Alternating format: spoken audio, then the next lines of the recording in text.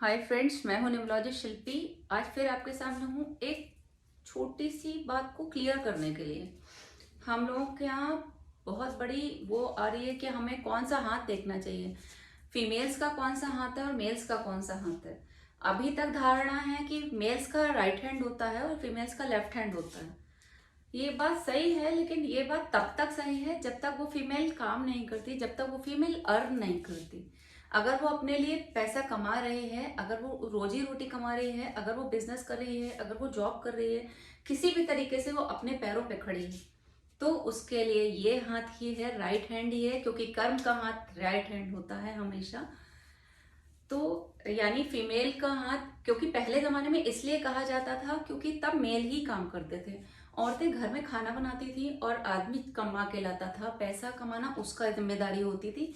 इसलिए ये कर्म का हाथ ही वो चलाता था, इसलिए राइट हैंड मेल्स का कहा जाता था।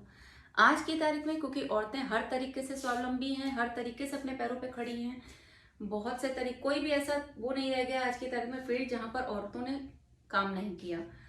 तो अगर आप पैसा कमाते हो, आप अपने पैरों पे खड़े हो, आप किसी भी तरीके का काम कर रहे हो जो पैसे से जुड़ा हुआ है, तो आपका राइट हैंड ही आपका आपका हाथ कहा जाएगा। लेफ्ट हैंड आपका सिर्फ काम के लिए है, हेल्प के लिए है। राइट हैंड आपका अर्निंग के लिए है। आपके हाथ की ताकत ये है। तो प्लीज इस धारणा को क्लियर करिए। ये धारणा क्लियर्ड है कि राइट हैंड क्यों माना जाता था मेल्स का और लेफ्ट हैंड क्यों माना जाता था फीमेल्स की।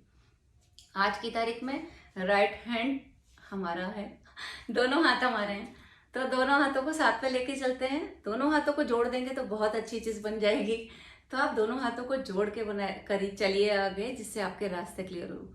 दोनों हाथ को जोड़ते ही हम सामने वाले को भगवान बना देते हैं, और सामने वाला तुरंत इस बात को मान लेता है कि हमने विनम्रता से किसी से कोई काम कहा है। तो प्लीज ऐसा ही करिए। Please like, subscribe and follow me. Be happy always.